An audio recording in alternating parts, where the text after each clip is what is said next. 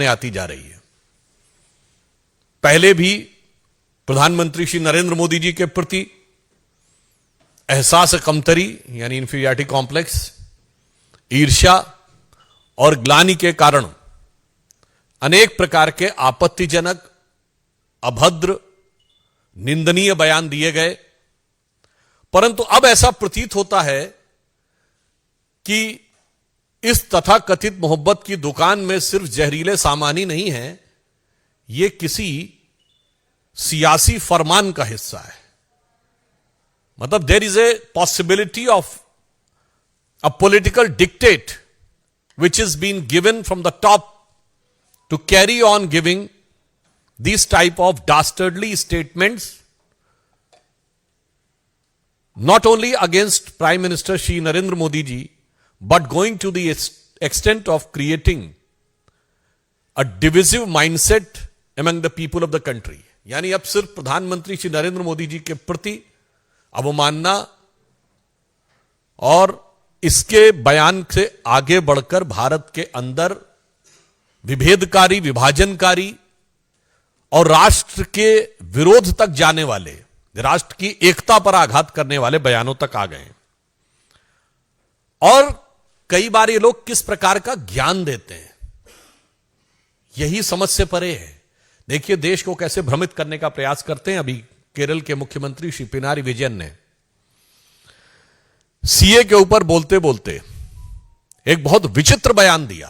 यह बयान जितना विचित्र है उतना ही स्पष्ट इसकी मानसिकता है।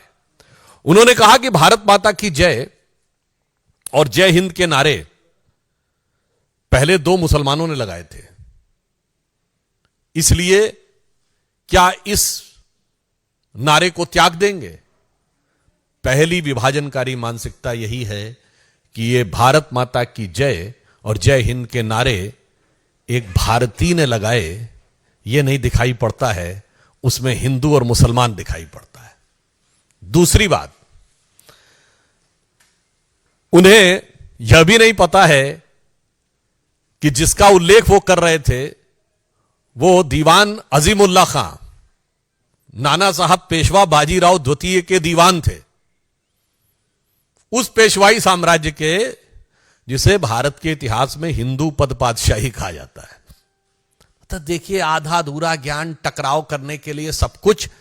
तो मैं इंडी गठबंधन और कम्युनिस्ट पार्टी और श्री पिनारी विजयन के ज्ञान में और अभिवृद्धि करते हुए बता देना चाहता हूं कि वंदे मातरम जो आनंद मठ में लिखा गया, उसका सबसे पहले राजनीतिक मंच के ऊपर जो गायन हुआ वो 1895 में कांग्रेस के कलकत्ता सेशन में हुआ और जिसकी अध्यक्षता रहमतुल्लाह अहमद सयानी ने की थी।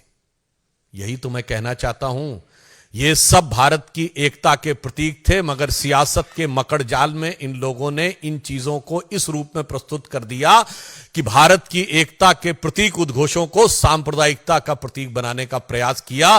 और जो चाल 100 साल पहले थी वो आज 100 साल बाद भी वही फितरत है। कृपया भारत की एकता और भारत के गौरव के उद्घोषों के ऊपर विभाजनकारी राजनीति से परहेज करना चाहिए। और पुनः मैं कह रहा हूं, इंडी गठबंधन इस बात का जवाब दे पूरी बात की आई कहां से। और मैं पुनः कहना चाहता हूं, उससे भी आगे बढ़कर जिस भारत माता की जय और वंदे मातरम की बात कहते हैं, पहले तो पता नहीं उनको, शायद वो लेफ्टिस्ट ही ज्ञान है। अरे भाई, ऋग्वेद के पृथ्वी सूक्त में लिखा हुआ माता भूमि पुत्रो हम पृथिव्या, यह धरती हमारी माता है, यह देश हमारी माता है और हम इसके पुत्र हैं। गीता भी माता है, गंगा भी माता है, गौ भी माता है, भारत भी माता है, धरती भी माता है, मगर कम्युनिस्टों को उसमें कुछ और नजर आता है। तो इसलिए अब यह सवाल स्वाभाविक रूप से बन जाता है कि इंडी गठबंधन के नेतृत्व के लोग इस बात का जवाब दें। अब आप आइए दूसरे राज्य पे। तमिलनाडु के मुख्यमंत्री एमके स्टालिन साहब ये कहते हैं कि तमिलनाडु के लोगों को उनके लिए वोट करना चाहिए और प्रधानमंत्री श्री नरेंद्र मोदी जी के प्रति उनके मन में, अब तो मैं ये भी कहूंगा, सिर्फ अवमानना नहीं है, असुरक्षा का भाव आ गया है.